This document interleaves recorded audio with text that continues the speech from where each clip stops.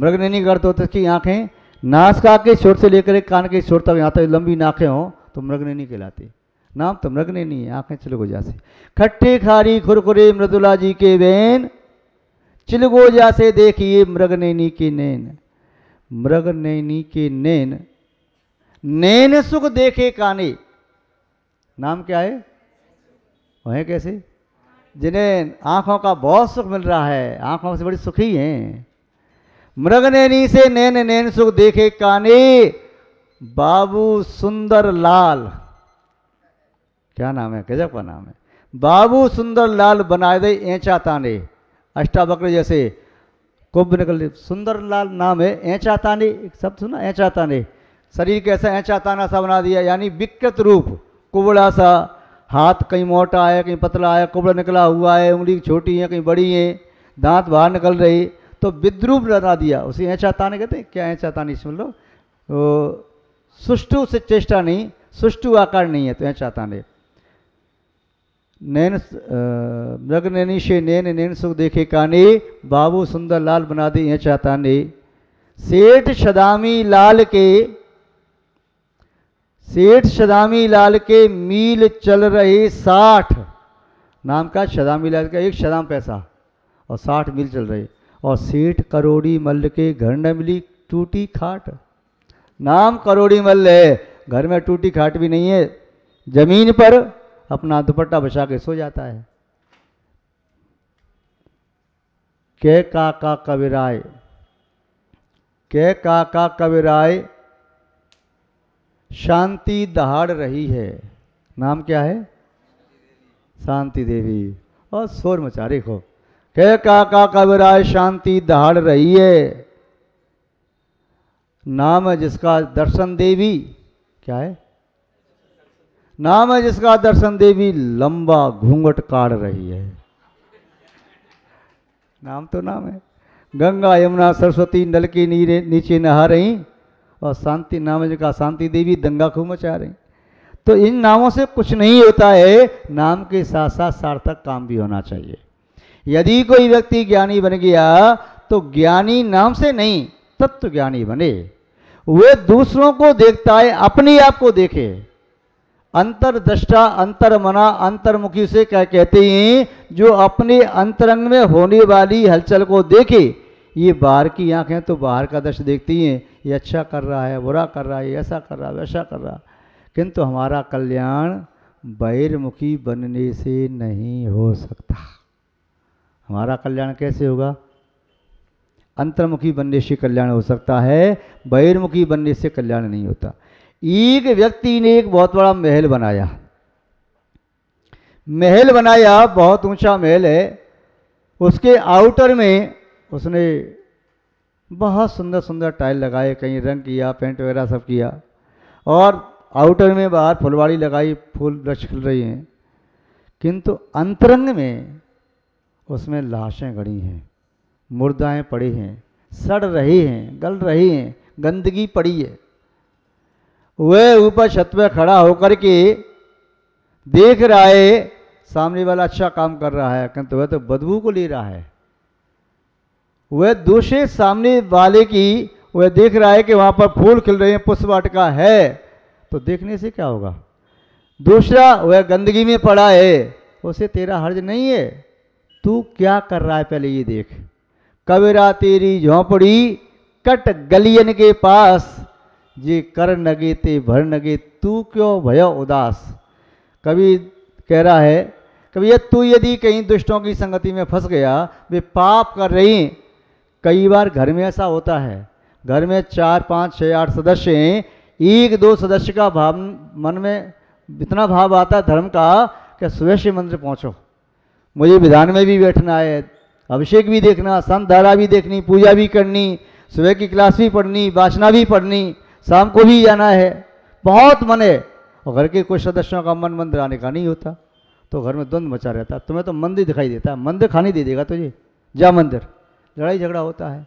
किंतु वह व्यक्ति फिर भी प्रतिकूलताओं में भी मंदिर आ रहा है, जानता कि मैं जो कर रहा हूँ अच्छा कर रहा हूँ, आज मेरे पाप कर्म का उदय जो आज मेरी धर्मदानी बाधक बन रही है। और कल मैं भी किसी के धर्म में बाधक बना होऊंगा, इसलिए बाधक बन रही है। किंतु बात ये है, वह सोचता है इनके बीच में भी रह करके मैं पापी नहीं हो गया। यदि रावण के कुनबे में जन्म लिया आदि कुमार ने तो पापी हो गए क्या? रावण के सुत आदि कुमार मुक्त गई रेवा तटसार, वो मोक्षगामी जी भी हो गए। और आदिनाथ के कुल में मारीच ऐसा हो गया कि वह इतने कालता भोगता रहा। तो ये ना सोचो कि आपके आसपास अच्छे व्यक्ति हैं, अच्छे व्यक्ति हैं तब तो धर्मदान खूब करो, और प्रतिकूल व्यक्ति हैं तो धर्मदान की परीक्षा दो। प्रतिकूलताओं में भी धर्मदान मत छोड़ो। स्कूल में हमेशा पढ़ाई पढ़ाई होती रहती है क्या? परीक्षा होती ही नहीं होती है। तो ये सोच लो कोई प्रतिकूल व्यक्ति मिल जाए, अब मेरी परीक्षा की घड़ी है, इन प्रतिकूलताओं में भी मैं अपने धर्मदान को छोड़ूंगा नहीं।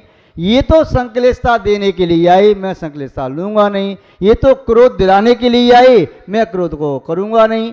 मैं तो मौन बैठा रहूंगा, क्षमा कर दूंगा। ये तो मेरे परिणाम क्रूर बनाने के लिए आए, जिससे मैं दुर्वचन कहूँ, हाथ पांव चलाऊं, मारपीट करूं, मन में बुरे विचार करूं। नहीं, मैं तो दया को लेके बैठ जाऊंगा, करुणा का भाव लेके बैठ जाऊंगा।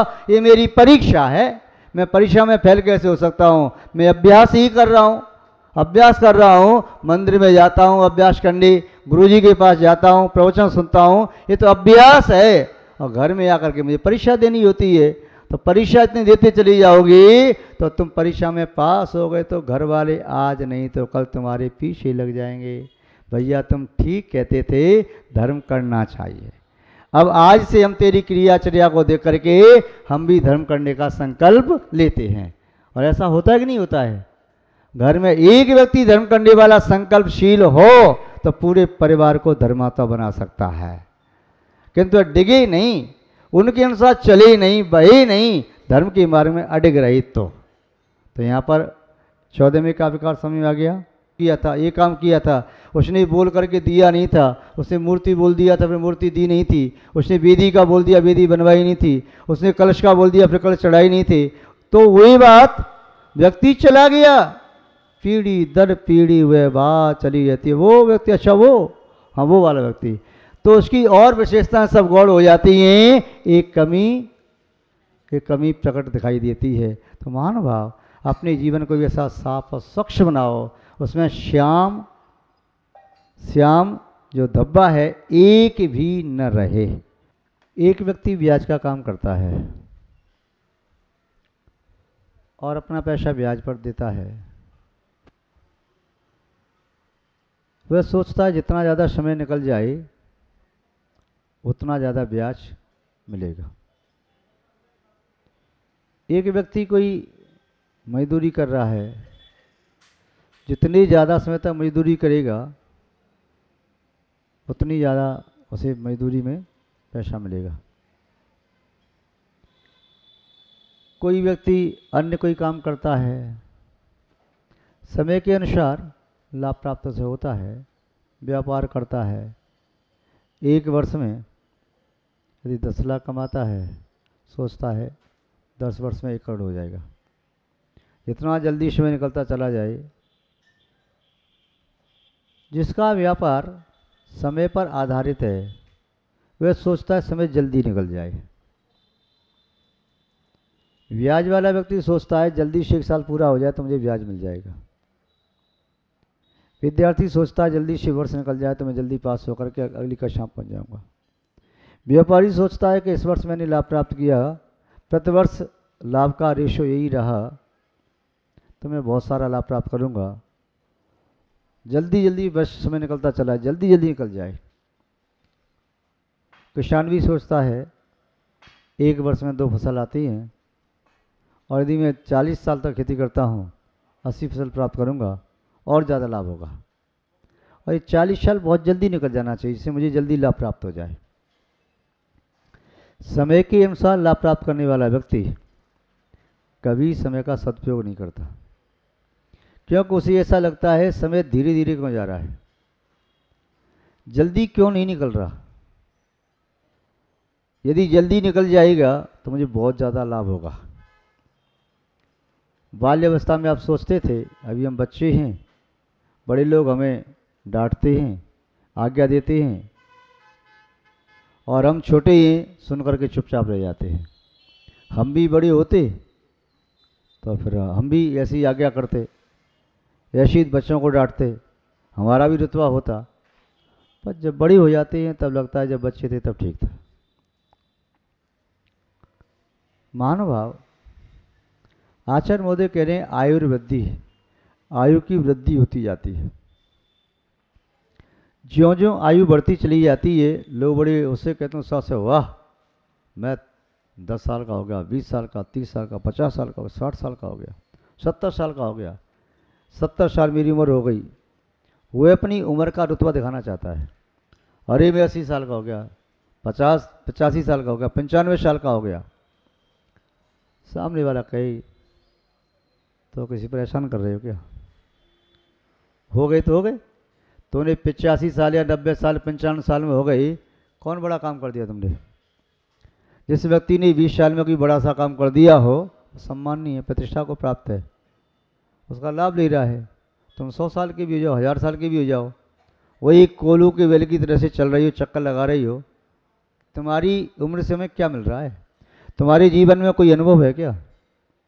तुमने कोई अनुभव से नई बात निकाल के समाज को दी, किसी को दी क्या?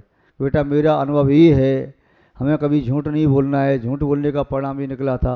बेटा मेरा अनुभव ये है, बेईमानी नहीं करना चाहिए, बेईमानी धन कहीं पछता नहीं है, निकल जाता है। बेटा मेरा अनुभव ये है, कभी किसी को सताओ मत, दुखी मत करो, किसी को सताने से दुख मिलता है। बेटा मेरा अनुभव ये है कि हम यदि जितने सरल और सहज रहते हैं, बड़ी शांति मिलती है। जो क्रियाचर्या तुम करते वही हम कर रहे। यदि 10 साल का, 15 साल का, 20 साल का बालक भी उतनी ही कसाय भाव से युक्त है जितना 90 साल का वृद्ध, तो वो कहता है दादाजी तुम्हारी वृद्धपनी में लाभ क्या है? जैसे कोई प्रतिकूल बात सुन करके मुझे गुस्सा आता है तो तुम्हें भी गुस्सा आता है, तुम कौन क्षमा कर देते हो? यदि मेरे मन में कोई वस्तु प्राप्त करने की लालसा है, ललक है, तो तुम्हारे मन में भी है। यदि मेरे मन में कोई विषय अभिलाषा है तो तुम्हारे मन में भी है। किसी ने कहा वृद्ध पुरुषों के भी तो वृद्ध तो सज्जन होते हैं, सभी नहीं होते। कोई वृद्ध जिसने आगे अशुभ आयु का बंद कर लिया है तो कुटिल भी हो सकते हैं, जिसने अच्छी आयु का बंद किया है तो सज्जन भी हो सकते हैं। और ये बच्चे तो उद्यमी होते, उपद्रवी होते, उनका मन इश्क आदि में जाता है, विषयों में जाता है।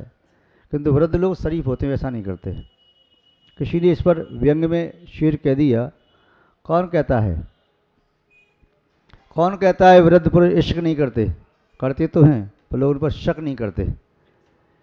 आशय ये है, ये बात कड़वी लग रही होगी आपको, हम कुछ और कहना चाह रहे हैं, जो कहना चाह रहे हैं उसे पहुंचने का प्रयास करना।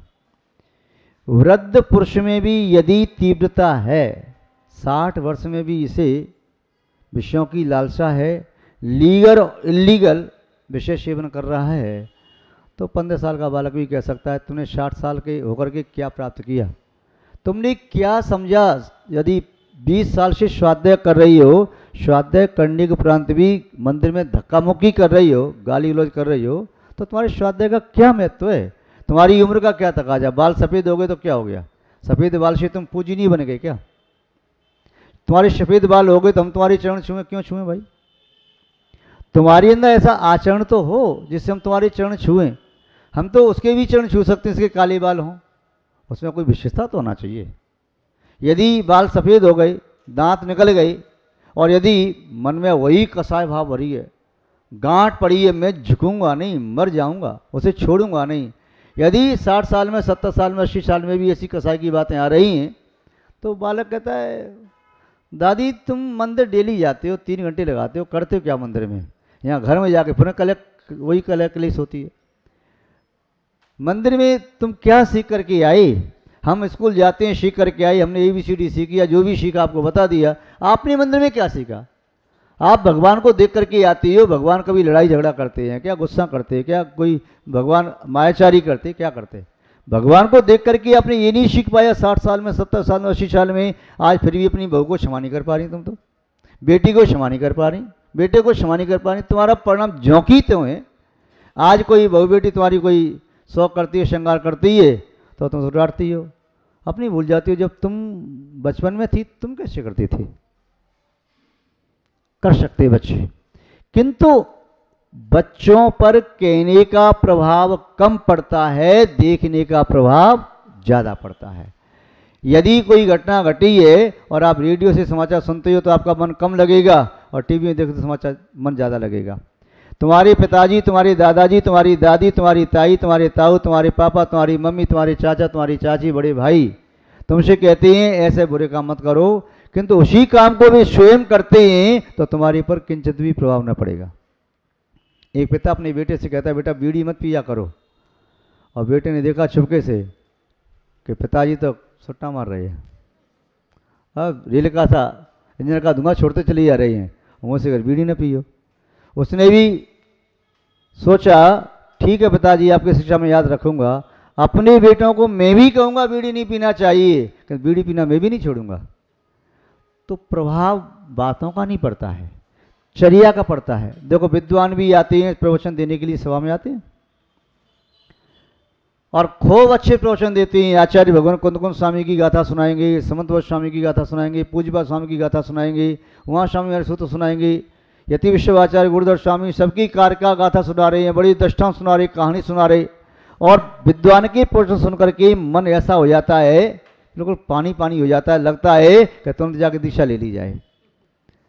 किंतु परिश्रम पर्व के बाद जब विद्वान झगड़ते हैं, समाय दे रही है 31,000 रुपया, वो कहें 51 से कम नहीं लूंगा मैं, तो लगता है कि ये तो कह रही लोभ पाप का बाप है, लोभ नहीं करना चाहिए, और समाज ने जो दे दिया सो ठीक है, संतोष धारण करो, फिर लड़ क्यों रही हैं? 51 में से यदि 50 भी दिए तो नहीं, 1,000 रुपये कम दिए आपने, तो फिर उसकी बात का प्रभाव नहीं पड़ता। यदि दो विद्वान आ जाएं तो आपस में कलह चल रही है, ईर्षा भाव है। किसी सेठ ने दो विद्वान को बुलाया प्रवचन पर्व में, एक विद्वान प्रवचन देते रहेंगे, दूसरा विद्वान विधान आदि करा देंगे, एक है दोनों की व्यवस्था अलग अलग कर दी। पूछा सेठ जी ने, पंडित जी आप ठीक हो? अच्छे से आके यहाँ ठीक है, और हमने आपको खुशी होगी सुनकर के मैंने दूसरे विद्वान को ही बुला लिया है। किसको? उसको। अरे पूरा गधा है, क्यों बुला लिया तुमने उसको? अच्छा। उस विद्वान के पास गए, पंडित जी आपको खुशी होगी सुनकर के मैंने उस विद्वान को बुला लिया है, बड़ा अच्छा विद्वान है वो। अरे किस बैल को बुला लिया तुमने? सेठ जी ने कहा ठीक है, मुझे तो मालूम नहीं विद्वानों का परिचय क्या है, दोनों को भोजन करने बिठा ला, एक के सामने भूसा रख दिया, दूसरे में चारा रख दिया। बोले क्या? बोले पंडित जी आप बड़े विद्वान हैं, आपका परिचय मैंने डायरेक्ट पूछ के एक दूसरे से पूछ लिया,